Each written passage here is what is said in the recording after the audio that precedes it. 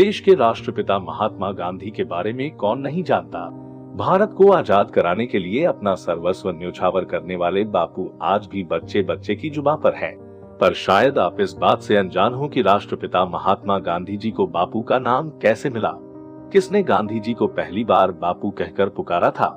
आपको बता दें कि महात्मा गांधी जी को बापू का नाम चंपारण में मिला था।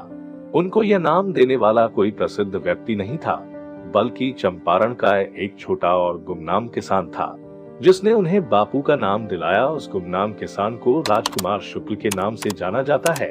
तो चलिए आज जानते हैं कि आखिर क्या हुआ था कि राजकुमार शुक्ल ने महात्मा गांधी को कहा बापू। गोरों द्वारा ढाए जा रहे जुल्म को देखकर राजकुमार शुक्ल अंदर ही अंदर घुट रहे थे। किसानों की पीड़ा उनसे देखी नहीं जा रही थी। बात बात पर उनके ऊपर टैक्स लगाया जाता था। टैक्स नहीं चुकाए जाने पर असहाय किसानों की खाल उधेड़ दी जाती थी। कुल मिलाकर ब्रिटिश सरकार गरीबों का अन्न पानी लूटकर अपनी तिजोरियों को भरने में लगी थी। किसान इतने गरीब और मजबूर थे कि अंग्रेजों के इस जुल्म के खिलाफ आवाज भी नहीं उठा सकते थे।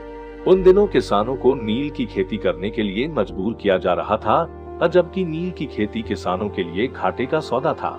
रासायनिक रंगों की बढ़ती मांग के कारण बाजारों में नील की मांग घटती जा रही थी। इसके बावजूद अंग्रेजों द्वारा उनसे जबरन नील की खेती करवाई जा रही थी। नील के कारखाने बंद होने लगे थे। किसानों के साथ हुए करार को समाप्त करने के लिए बागानों के मालिकों ने कड़ा रुख अख्तियार करते हुए किसानों से भारी लगान की मांग कर डाली। इससे परेशान होकर किसान उग्र हो गए और आंदोलन की चेतावनी देने लगे। आंदोलित हुए किसानों का नेतृत्व राजकुमार शुक्ल ने किया। 1914 में गोरों द्वारा किसानों के ऊपर किया जाने वाला जुल्म इस कदर बढ़ गया कि राजकुमार शुक्ल ने इसका उपाय ढूंढने की ठान ली। इसके बाद ही उन्होंने गांधी जी को चंपारण आने का न्योता दिया। यह बात उस समय की है जब राजकुमार शुक्ल ने 27 फरवरी 1917 को गांधी जी के नाम एक पत्र लिखा। उस पत्र में चंपारण के किसानों पर अंग्रेजों द्वारा किए जा रहे जुल्म के बारे में बताया गया था। असल में उन्हें यह यकीन था कि किसानों की दुर्दशा का हल गांधी जी के पास अवश्य होगा। उधर राजकुमार शुक्ल का पत्र मिलते ही गांधी जी चंपारण जाने की तैयारी करने लगे। 15 अप्रैल 1917 को महात्मा गांधी बिहार के चंपारण में आए। चंपारण आकर गांधी जी ने किसानों की दुर्दशा देखी और उन्हें इंसाफ दिलाने का प्रण लिया।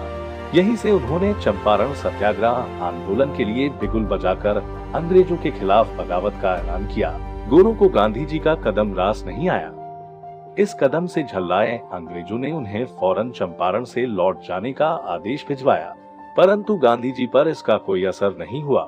चंपारण से वापस नहीं लौटने पर अंग्रेजों ने उनके खिलाफ कदम उठाया। गांधी जी को 18 अप्रैल 1917 को तत्कालीन एसडीओ की अदालत में हाजिर होने का फरमान भिजवाया गया। अदालत में हाजिर होने के बाद गांधी जी को फैसले के तौर पर जेल मिली।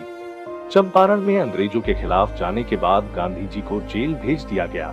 जेल में रहने के बावजूद भी वह किसानों से मिलते रहे। किसानों के साथ मेलजोल गोरों को अंदर ही अंदर जलाकर राख कर रहा था। गांधी जी को रास्ते से हटाया जाना अंग्रेजों के लिए बेहद जरूरी हो गया था। उस समय गोरों की हुकूमत के खिलाफ देश के प्रथम राष्ट्रपति डॉ. राजेंद्र प्रसाद, आचार्य कृपलानी और अनुग्रह नारायण सिंह भी महात्मा गांधी का साथ देने चंपारण पहुंचे थे।